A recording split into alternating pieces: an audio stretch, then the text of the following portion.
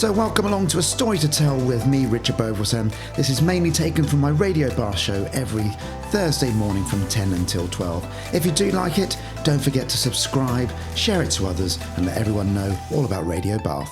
Hope you enjoy it. So welcome along, it's Richard Beauvoisin here until midday today. And on A Story to Tell coming up very shortly, I have the lovely Tiina Tanninen. She's a nutritional advisor and health coach, and we'll be chatting to her very shortly. Bath and West Wiltshire's Radio Bath. So it's Richard Beauvoisin here until midday today. On A Story to Tell, I have Tiina Tanninen coming in. She's a nutritional advisor and health coach and helps her clients by building solid foundations to better their well-being. Welcome to Radio Bath, Tiina. How are you today? Thank you for having me. I'm very well, thank you. How are you? I'm very well, yeah. It's a nice sunny day, which is all good. I like sunshine, which is lovely. Now, I'm going to make a wild guess.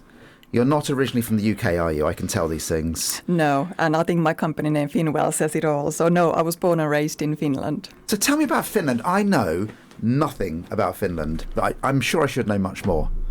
Finland is beautiful, and the older I get, the more I appreciate the beauty of the country. It's got everything. It's got sunshine, it's got 30-degree heat waves, it's got minus 30-degree temperatures at winter time. We have beautiful springs and colourful autumns, and yeah, just lovely. Is part of it in the Arctic Circle or not? Yes, it is. That's where Father Christmas comes from. So. Of course, and he is very real. We have to say that. Yes, and very Finnish. Yeah. I have looked at actually going to see Father Christmas, and quite expensive. It is expensive, but it's worth every penny. Yeah. The people up in the north are beautiful. They are just such a lovely people, and there are reindeers everywhere wandering around. So yeah, it is. Yeah, it'll be worth every penny if you do it. So we looked at both options. We have an 8-year-old daughter, and we looked at both options of either trying to get to Finland to see Father Christmas and do all of the experiences, or go to a NAF one in London. It was one of the two, and in the end we did neither.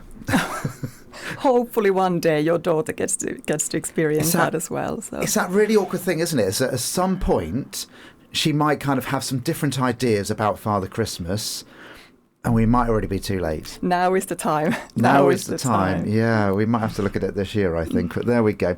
Anyway, so you are a nutritional advisor and health coach. Tell us about your journey and kind of how you got there. So I was, like I said, I was born and raised in Finland, and in my early 20s or late teens, I decided to have a year out, and I came to the UK and just pursued a normal life, 9-to-5 office job, and found a partner and settled down. But of course, in my early 20s, went out a lot and didn't really think about food as nothing else apart from energy to keep me going. And then older I got, I realized that how food affects everything. It affects your mood, your well-being, your energy levels, everything. And then slowly I started looking into it and having and getting certifications and that kind of stuff. And then COVID came, and that's when I realized that now is the time to do this full time professionally. And so luckily COVID gave me some time to take some time out and pursue it properly. So that was a scenario. You had a job, and then you were like, actually, I'd really love to do this, but you needed that cliff to jump off of. Yes, I did some nutritional advising. I've been nutritional advisor now for 15 years. Okay. And I did that as a part-time job on top of my full-time employment. But yeah, for me, COVID was a blessing in a way that it gave me time to think and a good reason to take that leap and go for it. So how is nutrition in Finland? I'm always intrigued at this. How is nutrition in Finland compared to the UK? I think, I haven't lived there really in the last kind of 25 years, but I think generally speaking, Finnish people do eat slightly cleaner. There is not so much ready meals and processed things, for example. But then at the same time, I think a lot of Finns like to eat seasonal food, so we don't necessarily have so many fruit and vegetables because half of the year it's cold and snowy. There is kind of, I think, maybe slightly better diet than in the UK, but generally speaking, pros and cons. I was listening to a podcast the other day and they were talking about blue zones. I don't know if you've ever heard of these or not. Yes, very fascinating. Explain what a blue zone is. So blue zones are areas in the world, I think there is about 7 or 8 around the world, where communities live longer than in normal cities or in the rest of the country. And there is one in southern Japan, and then there's one in Sicily area, I believe, and in Central America and a few other places. And their longevity is really, really good because their lifestyle is so clean and their diet is so clean and they have purpose in their lives and very happy people. Yeah, and it's definitely something which I think people are looking much more into, which is why we've got you on today, because I think it's a fascinating area of our lives. We all run around, and we're going to talk much more about stress a bit later on. We all run around like headless chickens most of the time, trying to prove that we should be somewhere. Yeah, and it's like a badge of honor that you are busy. Yeah. It's not great. No, it's not. So I kind of understand what nutrition is. What's a health coach? I think you touched upon that a little bit at the beginning. So basically what I do is I help my clients build solid health foundations. And I also help them overcome any particular challenges and obstacles they might have to become healthy or become healthier. And together, we look at, usually, generally speaking, we look at all aspects of health. We look at optimizing their diet and their sleep hygiene, and we look at stress management techniques, and then also how to incorporate movement into their lives. So because all these go hand in hand and they all benefit one another. So I look at the overall picture. I suppose it's like I often use for my dance venues the cake analogy. So I look at a cake's ingredients and I go, if I put all the right ingredients in, that cake will rise. If I miss one of them out, it's not going to. Yeah. A bit like bread and yeast, I suppose, isn't it? You just miss that one ingredient out, it's not going to. So I'm guessing that's kind of the approach you take. Yes, absolutely. And I think that's a great example. And I think if you leave one ingredient out, the cake might look great, but it doesn't taste good, or it might taste great, but it doesn't look good. But if you have everything in right proportion, then it'll be a beautiful cake. And how does the holistic side of things help then? So I think, although I'm not health therapist in any way, but what I like to do is when I mentioned about the challenges, often people have various challenges. We are all individuals, and that's my approach as well. We are all individuals, and I don't have one rule for everybody. So I really drill into people's lifestyles and people's family units and pressures and really try and help them to find a plan that works for them. Now, do you feel pressure yourself? Because, as a dance teacher myself, I know that I have to be in reasonable shape. So as a health coach, do you feel like you have to almost be a shining example yourself? Oh, absolutely. And believe me, there are times when my husband says, well, that's not going to your Instagram, is it? But tell me more about that. But generally speaking, I don't... Well, a little bit, but also I really enjoy it. I've seen what difference it makes to my life. I know how much better I feel if I eat well or if I prioritize sleep. It's not a hard job for me to do. It's something you believe in anyway, so yes, therefore you want to do it. Yeah, I'm so passionate, and like my husband will say, I will talk to anybody who is willing to listen about it. So I'm really, really passionate about it. I was going to ask about that. Let's imagine a scenario that you're at a dinner party and you don't know people, and that's always a scenario. You get those people you've never met before. And then you have the classic question of, so what do you do? Let's put our rankings on of social standings. And then you say, I'm a nutritionist and a health coach. And they start to say, oh, let me tell you all about my diet. How do you feel about that type of thing? It's always good to be listened. I think everybody likes to talk and not necessarily listen. So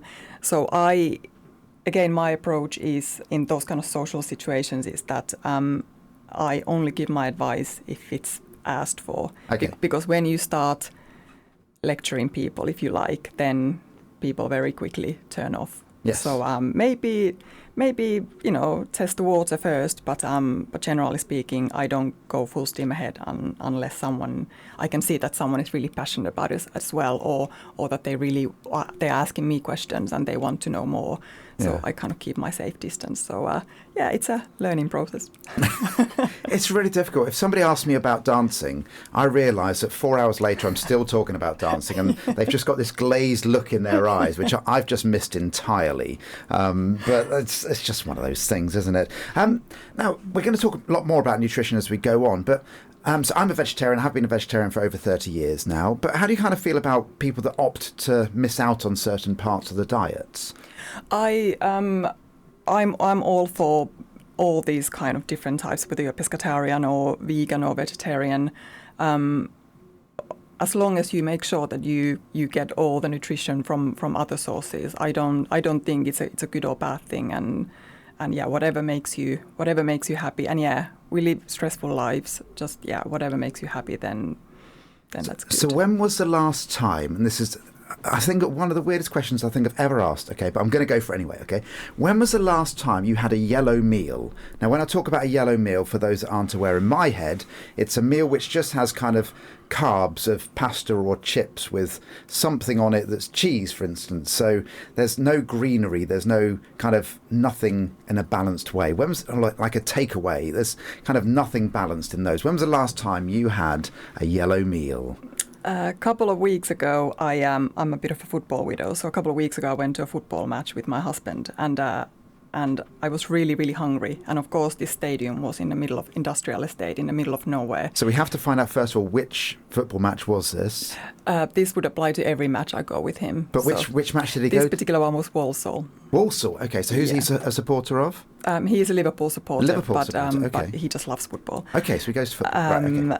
And I was really, really hungry, and I was borderline hungry. So I needed something into my belly. So I went for one of those really horrible, nasty-looking burgers at the ground.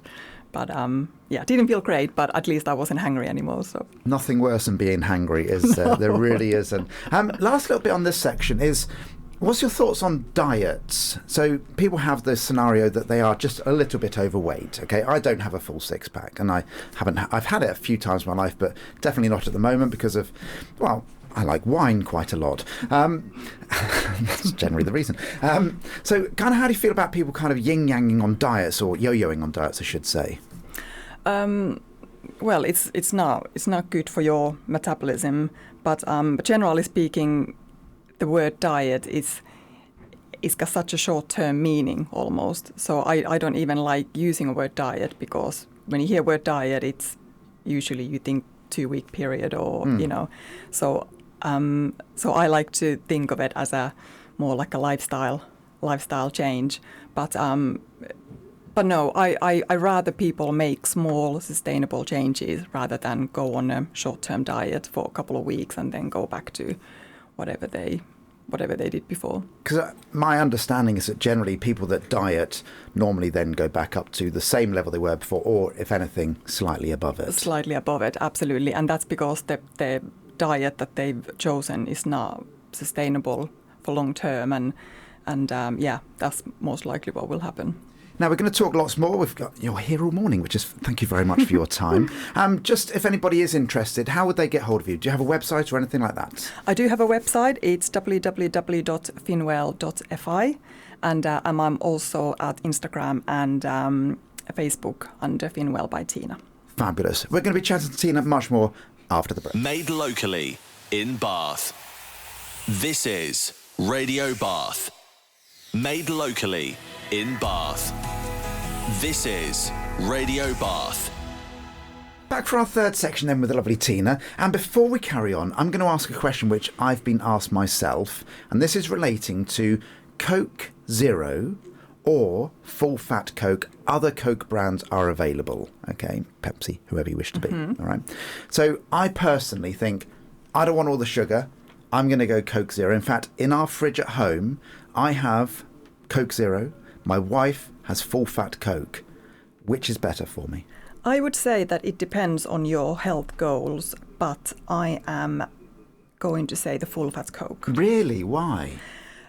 Purely because we don't really know the health implications of all the artificial sweeteners that are in a zero variety.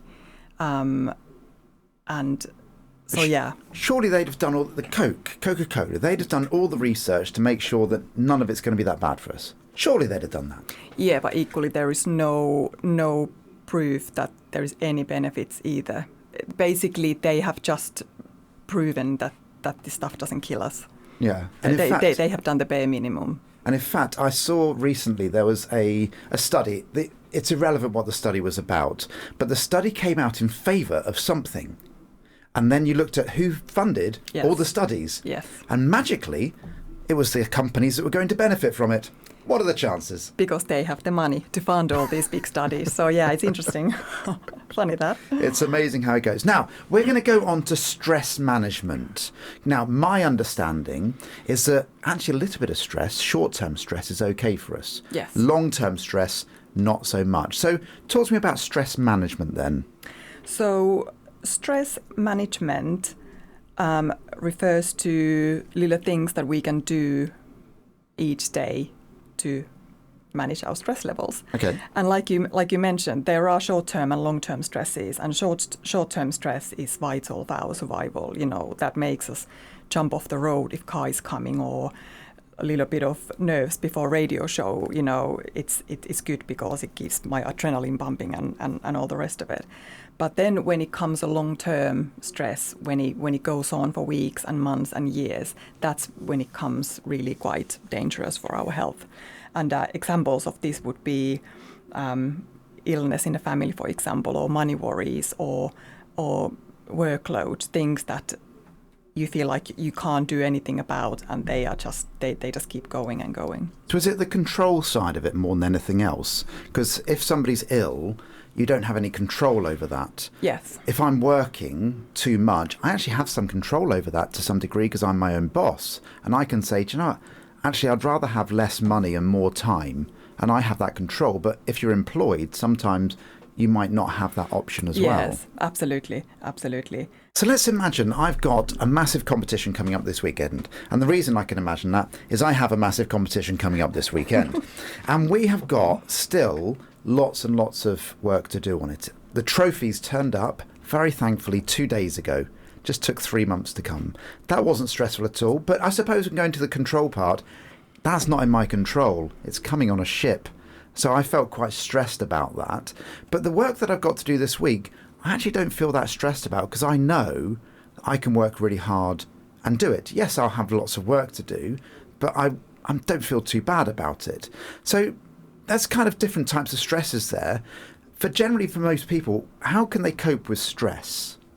Stress is an interesting one because something that's stressful for you might not be stressful for someone else, and vice versa. So you are saying that you don't feel very stressed about all this work that you might have to do, but then equally we have to appreciate that other person's brain will perceive that as a really, really stressful situation. So very much so. The people I'm working with, they feel quite stressed about it because they're the experts in the bits that we've got to do. I'm kind of just managing the situation, but I trust them as people and I know they're going to do it brilliantly. Yeah. So therefore I feel all right, but they're going, I must get it right. Yeah, absolutely. And what I would say that there are so many stressors in our lives. So I think we should do something about the things that we can control. And like in this case, you know, you can't control when your props will arrive, and you can't control if someone, you know, drops out or something happens to the venue or whatever. But you can look after yourself. You can relieve the stress levels in your body, if you like. You know, okay. If you prioritize your sleep and if you eat nourishing diet and that kind of stuff, then that will automatically release stress from your body. So then you have more room for other stressors, if you like. So I'm looking at this. So I had the scenario last week. I was doing a training course, and because the training course worked all day and then I was teaching every evening, the amount of time I had to do admin was pretty short. So kind of moving on to sleep a little bit, I suppose, because I'm guessing they're linked quite dramatically, sleep and stress. Yeah. Is that what I decided is that I was working till late at night, probably midnight was my standard working day, and then I was getting up at 6:30 in the morning to try and get stuff done before my course would start. Can I do that short term, or is that a longer term issue, or is that okay? I think, well, we all need various amounts of sleep. Some people cope fine with 6 hours, and someone like me, I need 8 hours. But short term, that's absolutely fine. Like you said, well, like we were talking about the short term stress, that your adrenaline will keep you going and you will get stuff done. But if that then spreads onto months and years, then it might have negative implications to well, your health. I know that because I've been down this road many times before of having kind of big events and you have this big build up to it. But I know when I get to pass the event, I need to have some downtime. And is that a good management way of doing it? So I know I've got this event. It is going to be quite a lot. But after it, I'm purposely building in when I'm going to do nothing. Yes. Yeah, you're absolutely right. And also what you can do, stress management, it doesn't need to take long. You know, you can take couple of periods throughout the day, literally 1 or 2 minutes, lock yourself in a bathroom, do some deep breathing or meditation or whatever it is that you feel comfortable with. But stress management, it doesn't need to take hours of your day. Even a couple of minutes will really calm down your nervous system and will have positive effects. Now, I'm looking at how a lot of people wake up in the morning and we look at stresses that go on. Okay, so I'm thinking about, again, my morning this morning before I came into the radio station is the first thing that stressed me out was my really loud alarm. It kind of like, it woke me up and I'm like, press the snooze button as quickly as I can. I woke up, my phone's by my bed, and I think, do you know what I'll do? I'll check on social media very quickly. Hang on a sec, let me check my emails. Oh, who's called me? And all of that. And all of a sudden, before I've even had a cup of coffee, I'm feeling stressed. How should I manage that? Yeah, I think, the phones have a lot to blame for, really. But I think that the snoozing is the first thing. Obviously, we wake up to alarm, and that's a stress to our body and mind. And then when you snooze it, then this annoying sound just keeps repeating itself. And the first 15 minutes of your day, your stress levels are already higher than they shouldn't really have to be, or they don't need to be. And I think we all just need to check the news quickly, or we need to check the weather, or who has emailed me during the night. Yeah. But yeah, it would be good to try and have a phone-free morning, have your cup of coffee and your breakfast, and then maybe go into the social media. And then maybe you can check it. Yeah. So the advice is have a cup of coffee first, or a cup of tea, or whatever you want, with a good breakfast. Absolutely, yes. And then maybe at that point, that's when you can kind of have a quick look at your phone. Yes. Now, going onto the phone, going the other end of this then, okay? So I've heard many, many people say to me, the blue light that you get from a phone trying to get to sleep is the worst thing in the world. Now, again, just going behind the curtain ever so slightly, for many, many years, I have played a relaxing game, be it cards or just something very simple on my phone to help me go off, for me to feel like I go to sleep. And I've done it for probably 2 decades now, and I sleep within like 10 minutes of going to bed. I have the same routine and it's absolutely fine. But I'm told by so many people that looking at your phone before you go to sleep is really bad. So what should I do? Well, like I said at the beginning, we are all individuals, but the blue light that all these screens emit, it's proven to lower our serotonin levels, and we need serotonin to fall asleep. It's a sleep hormone, so it might just take that little bit longer for you to go to sleep, or your sleep might be more disrupted it might not be the best quality sleep because of all this hormonal imbalance. So yeah, experts do say that it would be good to turn all these kind of screens off 1 or 2 hours before. But then, if you have noticed that it makes no difference, then carry on. Well, I suppose I'm proving to myself the point that you're making, that it does take slightly longer, because I know if I read a book, then I would fall asleep within literally seconds. The reason I don't read a book is that my wife is laying next to me and I've got the book up and laying on my back and I'm looking at it and I fall asleep that quickly. She actually cuddles in and I drop it on her head.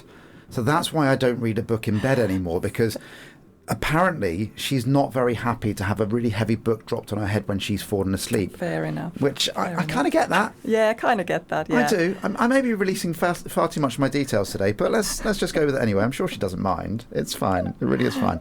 Now, I mentioned earlier I'm a dance teacher. Yeah. Another part of your 6 kind of categories you look at is movement. Yes. Talk to me about movement. So I think this day and age we are more sedentary than we've ever been. There is really no need to move for anything, when it comes to shopping, when it comes to getting to work, when it comes to getting your takeaway coffee. You can do all from seated position, and that's not really how our bodies were designed to do.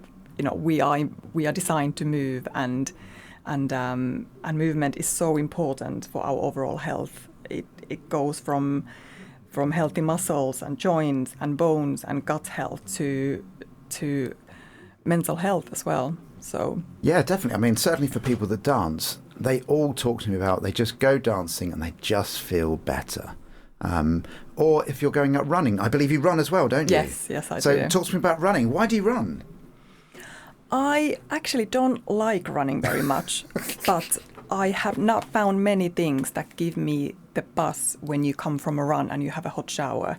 That when you're so full of beans afterwards. Not many things give me that feeling, so I just kind of stuck with it, really. You stuck with it. Yeah. We'll have to get you along dancing then. Yes. You get the same I'm all feelings. arms and legs, believe me. That's okay. Everybody always says to me, I can't come dancing because I can't dance. I'm like, that's why you come to classes. That's what I'm here for. I can't speak Russian, so I'd go and learn Russian, or Finnish. If I wanted to learn Finnish, I'd go to Finnish classes. So do come along. Movement-wise, it really is important. So how much, do you have like a recommended how much you should move, either on a daily or a weekly basis? Well, the government guideline is 30 minutes a day, but I would say move as much as possible and not necessarily just go for half an hour walk. I think if you do a little bit of movement throughout the day, that's so much more beneficial for your body as well, rather than sitting for 6 hours and then going for a little walk. It's to keep your joints lubricated and also it's better for our blood sugar levels as well when we move and our muscles use excess sugar from the bloodstream. So yeah, it's very important. Okay, well, we've been chatting for about 10 minutes or so what we're going to do is have a little walk around, which would be quite nice. So have a little break for music. Back with Tiina very shortly. Across Bath, Westbury and Warminster, this is Radio Bath. Back with Tiina then. So she's a health coach and a nutritional advisor. And we're going to talk very quickly about energy levels, okay? Now, I take a Barocca energy pill every morning. It's vitamins only. I generally, though, have no idea if it helps or if it doesn't help. Is it the placebo effect? Does it make any difference whatsoever? I keep taking it because I think, well, I'm doing all right. So what should I do? I don't see anything wrong with that. I think little tablet of vitamin C is good. Generally speaking, we can't have too much vitamin C, and it's great for our energy levels. But you could also have orange instead, so you would get some extra fiber, some extra nutrients from the orange. But yeah, generally speaking, nothing wrong with that. Okay, I will continue taking my Barocca tablets. Other tablets are available. And just very quickly on orange, I've heard, again, conflicting advice regarding eating an orange or having orange juice. And like orange juice has had like the fibre taken out of it. I think that was the case. I don't know if... So is orange juice bad for me then? It does have the nutrients of orange, but also it's pure sugar. So right. it will react as a pure sugar in your body.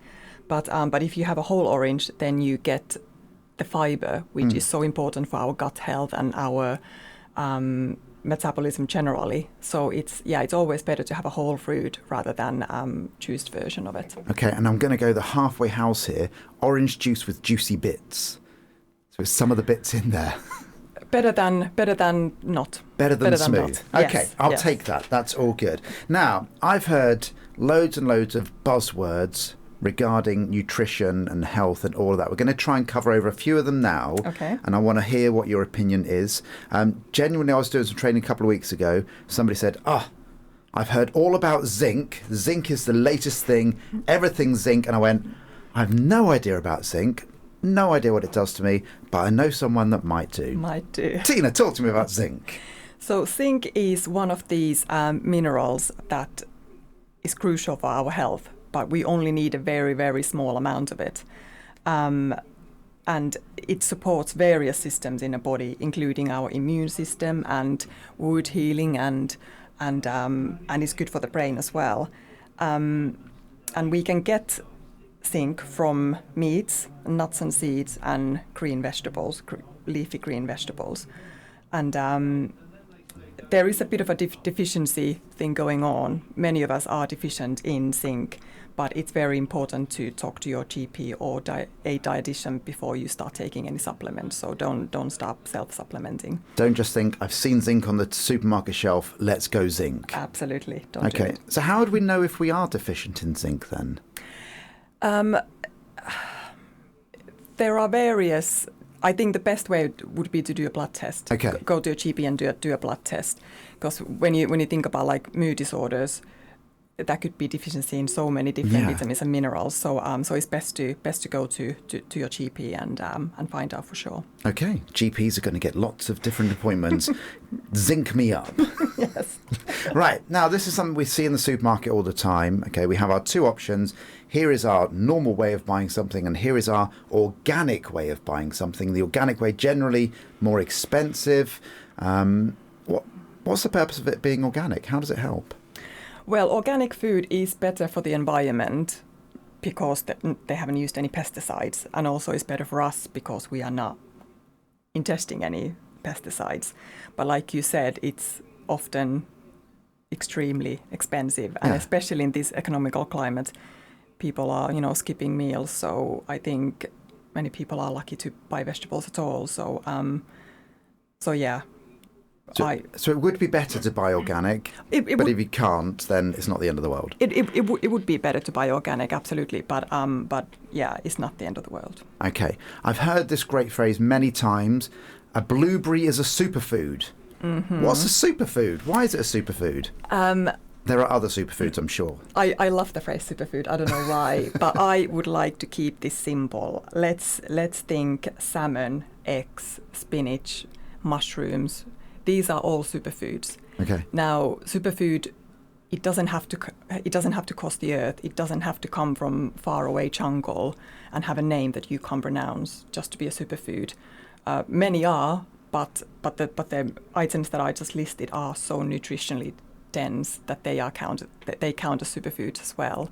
So, but yeah, blueberry is a good example. It's very nutrient dense, and that's why it's classed as a superfood. Okay, do they label it in the supermarkets, this is a superfood? Because I buy mushrooms, I eat mushrooms a lot, and I've never thought of a mushroom being a superfood. It makes me feel better about my life already. I think it's all down to marketing. Mushrooms are relatively cheap, but then if you have your expensive goji bears, it's got a name superfood, then people are more likely to spend the money on those little bad boys.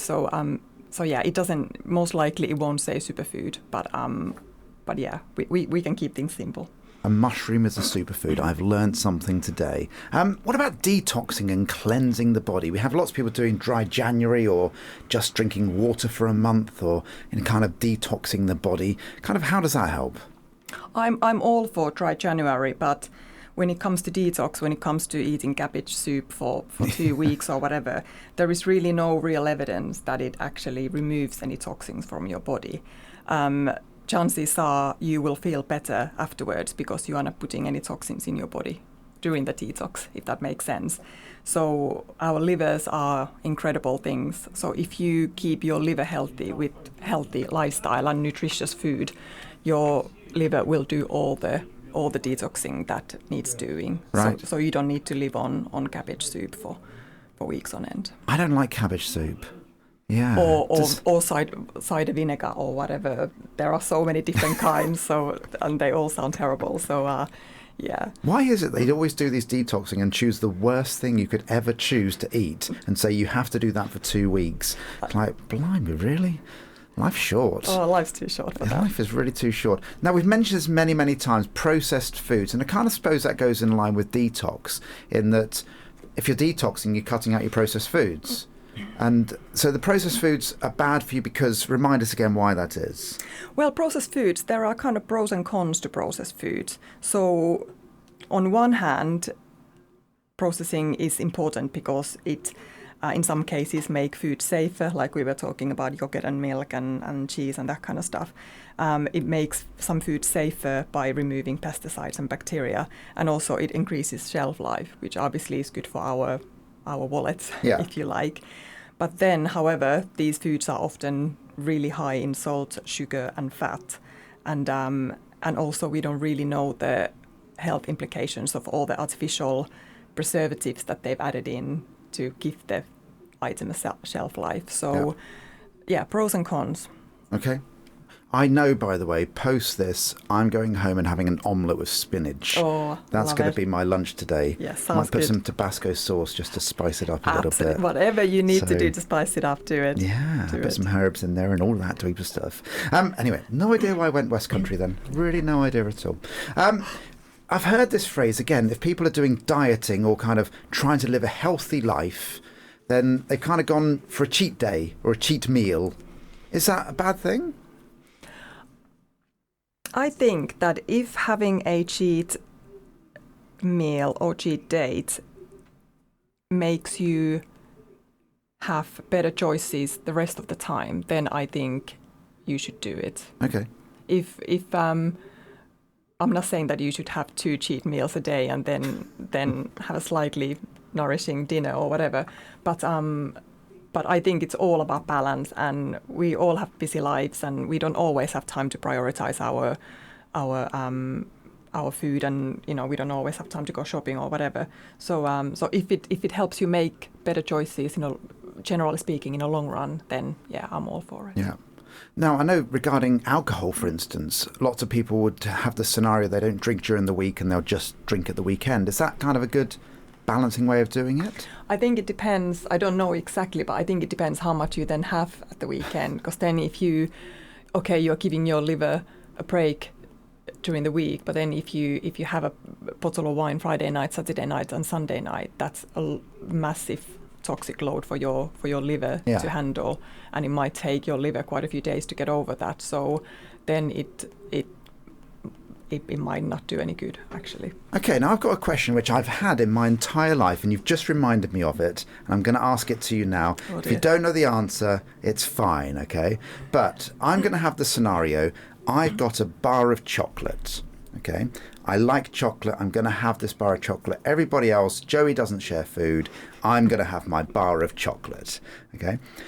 Is it better for me to eat it in one sitting or spread it across 7? Because I'm going to eat that same calories in those 7 days, and either in one sitting or across 7. Which would be the better option for me, or does it not really make a difference? I don't know if it makes a difference. I think if we are talking about something as small as a chocolate bar, I'm guessing it's not a 300-gram Oh no, slab. we're talking big chocolate bar here. Big chocolate bar. I love chocolate. I'm going to eat my big chocolate bar. Yeah. I think a little bit every day. I think, life's too short. Why not? But yeah, it might be a bit of a sugar overload if you were to polish that at one go. So, okay. So it's the overloading that's the issue. Yeah. Yeah. Okay. So because sometimes popcorn is one of my things. Love popcorn. Yeah, I love popcorn. So there's so many different flavours. Yeah. When I used to do a lot of driving, I had long journeys to a venue and from a venue, like hour and a half, 2 hours sometimes. I'd eat a bag of popcorn each journey. Now, when I'm saying a bag of popcorn, I'm not talking about the little ones, the 25-gram ones. I'm talking about the big jumbo ones. Oh, yes. That's what I'm eating. Oh, yes. And I'm sure that was perfectly fine for my diet at that point. So Moorish. So dangerous. Let's talk very quickly then about good and bad foods. What is a good food and what's a bad food then? Again, it depends on your health goals, but I think it's really not helpful to be labeling foods. I think often I see that second someone labels food a bad food, then that's the only thing they can think about. Yeah. And try not to think about pink elephants. And yeah, and I think just generally it should be more about. I can't remember exactly how the phrase goes, but basically everything you eat will either fight a disease or it will encourage it. Right. So every time you eat something, just think, do I need this today? Is it going to do anything for my overall well-being, and how much do I want it? And but I don't know if labeling is a good thing to do. So I heard Jimmy Carr interview recently. He was with Stephen Bartlett on Diary of a CEO. So it was a really interesting interview. And he said that his philosophy in his head is the Jimmy Carr of tomorrow going to be happy with what the Jimmy Carr did today? Yeah. And I thought that was a really interesting way of looking at it. So I'm looking at it going at 9 o'clock at night, I'm feeling a bit peckish. If I have that bar of chocolate, all 300 grams of it, is the tomorrow me going to be happy? Or actually, would I have been happier if I didn't do it? Yeah, and not just tomorrow, but the next year's version of you. You know, we are all about wanting things now and short-term pleasure and all the rest of it. But is that going to do any favors for you in a long run as well? So, yeah, and again, I've heard the analogy of brushing your teeth. In that, if you miss brushing your teeth for 1 or 2 days, actually it's not going to make much difference. If you miss it for a year, your dentist is going to be getting a call. That's right, and it's then painful for you as well to have all the treatment done, and I don't know, we don't really have time to be ill, do we? So No. Yeah. I'm never ill, which is quite nice. Another little break. When we're going to come back, we're actually going to talk about the programme that you do and pre-diabetes. Remind everyone of your website again, please, Tiina. That is www.finwell.fi. Amazing. Back after this. Radio Bath. It's Richard Beauvoisin here until midday today, back with Tiina Tanninen, our health coach and nutritional advisor. Do you know how much I had to practice saying the words nutritional advisor? And my name as well. And your name, Tiina Tanninen. And it's Tiina, which is, I'm presuming, the Finnish way of talking about it. Finnish way of spelling it, and yeah, you haven't made a typo. No, I haven't made a typo, which is all good. Now, we're talking off air just very quickly about eating, and one of the best tips I was ever given regarding eating was eating consciously. So why is that important? When we eat consciously, we really take in as to what we are eating. When we eat slowly, it calms our nervous system down, and we hear the signals or feel the signals that our bodies are trying to tell us, like when we are full or when we aren't quite full. And but when we don't eat consciously, when we are eating while watching telly or reading a book or scrolling through, social media, that's when you are not really paying attention to what you are eating, and you completely miss those signals that your body is trying to tell you. Now, I didn't know until a few years ago even what those signals were. So when I was a child, I was 11 stone when I was 10, so I was quite a big kid. And I got into the habit, and then I joined the RAF, and when you're in the RAF, you have to eat quickly. Just eat. It's a processing thing. Get it done, go. And that's you on to the next thing. And I kind of carried on all of those habits throughout my life. And it wasn't until a few years ago that I learned eating consciously and eating slowly is the right thing to do. Now, me saying that, if my wife is listening to this, will make her chuckle more than anything else in the world, because still now she's consciously eating, and then she looks down at my plate and she goes, I have no idea how you did that. And my plate is clear, and I'm like going, num, num, num, what else can I eat? Because I haven't listened to that signal. And that signal, once you've heard it once in your body, you don't hear it again. But you can only hear it if you're actually eating slowly. Yes. And it's a signal that kind of says, you're full. And I think we are so busy these days. We are always in a hurry to go somewhere or do something else. And eating is such an important part of our day and our life. So it would be really good to take some time, not only from the social aspect of it, not only the social aspect of it if you are eating with other people, but to really give your body a chance to relax and process the food that you are eating and enjoying the flavors as well. Yeah, when I was about 20 or so, I went over to France and we actually had dinner with a family. When I say dinner, took 13 hours. 7-course meal. It just went on forever. Yeah, I've heard of these, yeah. And I was like, blimey, it was light before we started and dark now. Yeah. We started eating at midday. It went on forever, and I've never experienced it before or afterwards. Different culture, yeah. Yeah. Rather than my dinner last night, which I had 3 minutes to eat before I had to rush out to work. Yeah, like I said, we are all busy, so it doesn't always work. But for example, weekend, if you have a little bit more time, why not make it a non-screen hour or whatever, and just sit around the table and put your knife and fork down, have a conversation, and then go back to your knife and fork and chew slowly and enjoy it. Amazing. Now we're going to talk about your programs that you do. So first of all, tell us about kind of what you do and how do you help? Is it in person? Is it remote? How does it work? It depends where my clients are, but generally speaking, I do all my coaching online. Okay. So either Zoom or any other kind of tool like that. And so people don't have to drive anywhere to meet me. And so it's very time efficient. Because are you based locally to Bath? I'm based in Bath, yes. Based in Bath yourself, but anywhere across the world, I suppose. English or Finnish-speaking countries, I'm able to help them, yes. Fantastic. Do you speak any other languages? Can anybody else? Or is it just English and Finnish, he says? At the moment, it's barely Finnish, but yeah, mainly English. My Finnish is so rusty that might be a little bit painful. So let's just stick with the English for now. The reason I haven't studied any other languages is because virtually everybody else speaks English. So I've applied my time to other things. Absolutely. Yeah, makes sense. That's my principle. So it's done via Zoom. And kind of what happens? It's like one 30-minute session. Do you do it for years? How does it work?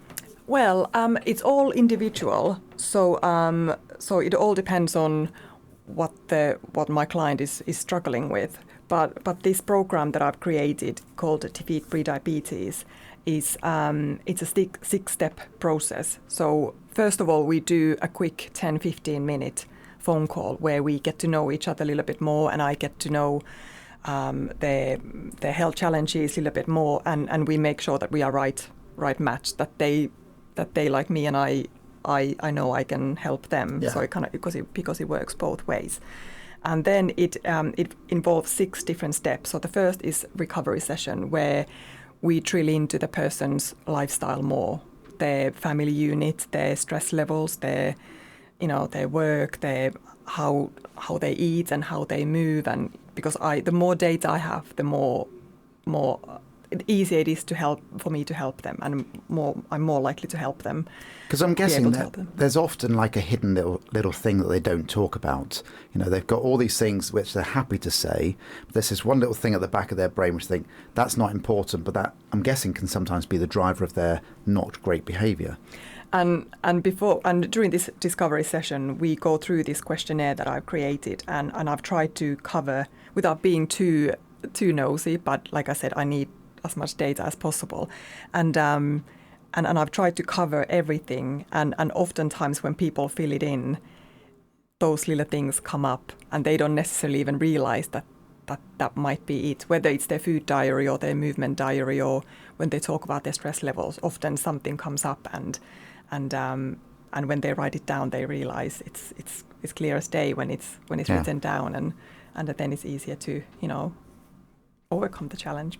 Okay, so what happens next? So the next, generally speaking, I meet with my clients every 2 weeks. And the reason I do that is because I want my clients to have time to implement the changes that we are talking about. You don't implement a lifestyle behavior overnight. It takes several days or several weeks to make changes, lasting changes anyway. So the next kind of 8 weeks, we meet up every 2 weeks, and one week we talk about their diet, and we look at their food diary, and I go through things as to how we could optimize it in terms of their prediabetes diagnosis.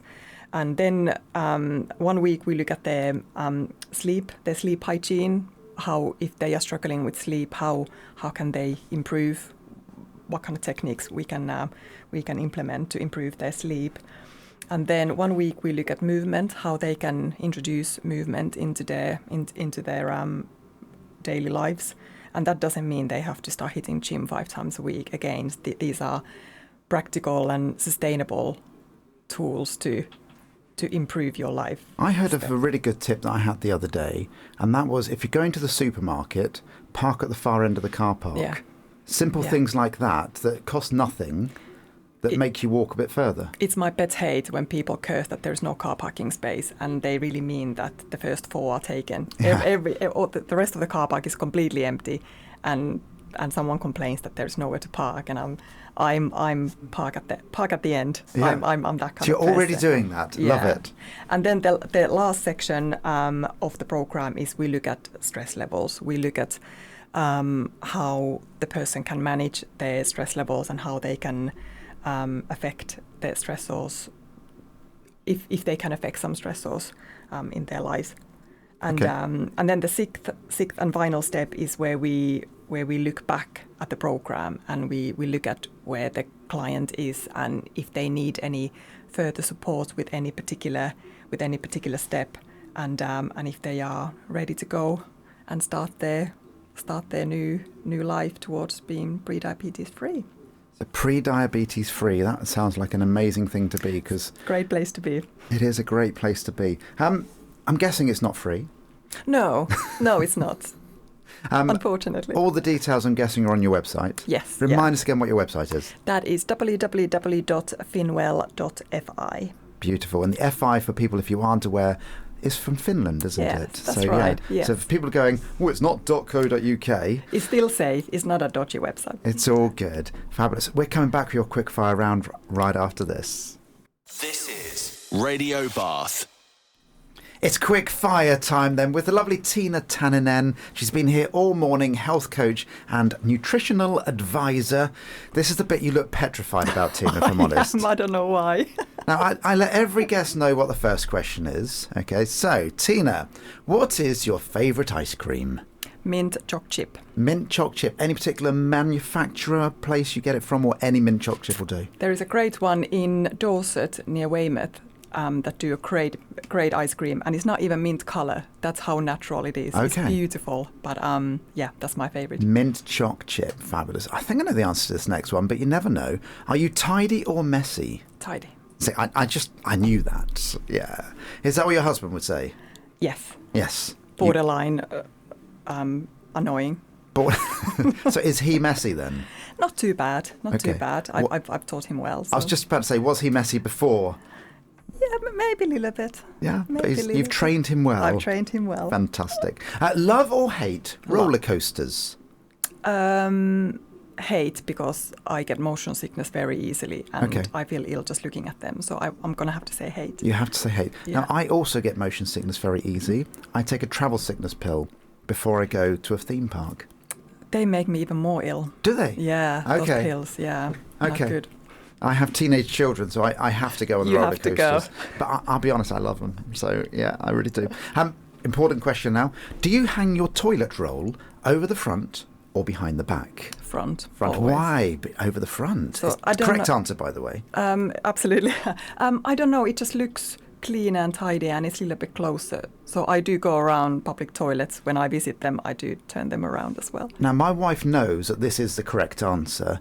And again, she doesn't know this part, and she may not listen to this, which is pretty good. But I know in our ensuite bathroom, which is only used by myself and my wife, I went in there yesterday and it was round the wrong way. No. I actually have to have a word with her about this. You do. So, and I, of course, turned it around. Do you have the scenario you mentioned about public bathrooms? If you're going around to somebody else's house and it was round the wrong way, would you turn it around? I would probably leave that alone. Would you? So they don't know that I'm OCD. Okay, I'll be honest, I turn them around. I really do. Talking about chocolate earlier, do you eat your chocolate from the fridge or from the cupboard? Cupboard. Cupboard. Why the cupboard then? You shouldn't really store it in a fridge. I think chocolate experts will say that it will affect the flavors, and also it's really rock solid. So yeah, always cupboard. Okay, I like it from the fridge because I hide it from my wife. It sounds like I'm just drinking wine and eating chocolate from this chat. It really does. It's not the case. I am half healthy. Just sometimes not the other half. Again, I know the answer to this question. Do you make your bed in the morning? Yes. Why? Because it starts me with a clean slate. I leave the house tidy. Tidy house, tidy mind. Okay. Follow-up question is always, do you have any extra cushions on your bed? So you've got your pillows, but do you have any extra cushions on your bed? No. No? No. Wow, you are the first person ever to say no that is of the female species. I'm never quite sure what to do with them when you go to bed. My bedroom is quite small, and it's like, now where do I put these cushions? So no extra cushions. I 100% agree with you. I don't get it. We have the cushions. They sit on the bed all day. We get into bed. We take them off. They sit on the floor. You get out of bed. You put them back on. I don't get it. I really don't. They look pretty. They do look. Yeah, they look pretty. If you had to do, what is your favourite breakfast? We talk about food. What's your favourite breakfast? I like various nut butters on toast, but I love scrambled eggs. Okay. I absolutely love scrambled eggs. And how do you do your scrambled eggs things? There's loads of different ways of cooking scrambled eggs. Do you add milk? Do you cook in a pan, microwave? Where's your scrambled eggs? Pan with no milk, just a little bit of kale or cheese or spinach, whatever there is in the fridge. I always try to add some colour to my eggs, but yeah, just pan, very lazy way. I don't even mix them in a bowl beforehand. So just chuck them in? Yeah, and just mix them on. Just mix it as you go around? Yeah. Okay. Yeah. I'm trying to think of it if I've ever done that. I don't think so. No. Yeah. But you genuinely are making me feel quite hungry now. What is, if you had to do it, your go-to karaoke song? Oh, goodness, if I had to do it. You had to do it, your go-to karaoke song. I've done one karaoke song in my lifetime, and it was the most petrifying experience of my life, and it was really easy song. It was Beautiful Day by U2. That's not easy. It's not. I was joking. Okay. It's horrible. Luckily, I didn't know anybody there. Please play poker. My word. I did not pick up your facial expression then, in any way, shape or form. I think the local dogs ran a mile when I hit the high notes. It wasn't pretty. So where was this then? This was on holiday. We went to Gambia, and the hotel owner decided to do karaoke night on New Year's Eve, and we couldn't get out of it. We tried, but we couldn't. And I thought, this is good time to do it. There's no one here I know, no one I will ever meet again. Yeah. Let's do it. And yeah, I went for it. It's a beautiful day. Could you give us a rendition now? No, okay. I cannot. You couldn't have said that quicker. Favourite TV programme or film? Oh, goodness me.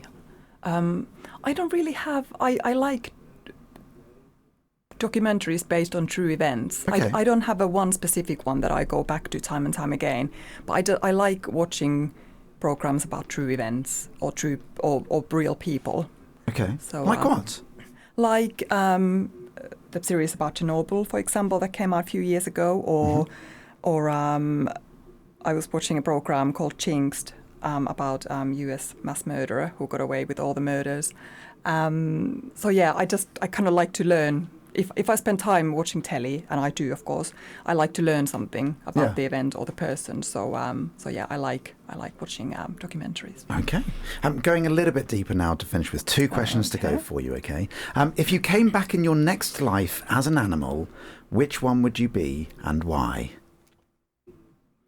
Oh, probably cat. Cat is the popular answer. I'm sure it is. It is. And I think because I love cats and they get away with a lot, and also they love the heat, and I love being warm and cozy. So I see a lot of similarities there. So they rule the roost. They totally We do. have a cat at home. He's nearly 2 years old now, I think, maybe younger. And yeah, we don't have a cat flap because he's a hunter. So yeah, you. Oh, that's the way forward. Yeah, yes. but it means that he's there, coming up to the patio doors, just scratching away, saying, "Let me in." And he meows, but we can't hear him because it's double glazed. But yeah, he's just there going, "Let me in," and then when he wants to go out, just pawing away, "Let me out," and you have to get up from what you're doing. That's what they do. That's what they expect service. Yeah, they really do. And your last question, Tiina, where is your happy place?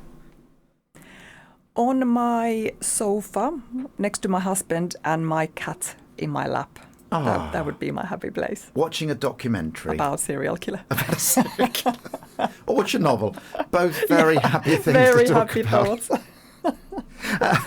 Tiina, remind everybody of your website, please. That is www.finwell.fi. Lovely. I will put the link into the podcast. This will be created as a podcast. If you type in Radio Bath to any podcast provider, then you'll be able to bring up this episode as well. And I'll put the link in there for anybody that wants to go on to that. Thank you so much, Tiina. Thank you for your time today. Thank you for having me. I've had fun. It's been fantastic, and hopefully we'll see you again very soon. Sounds good.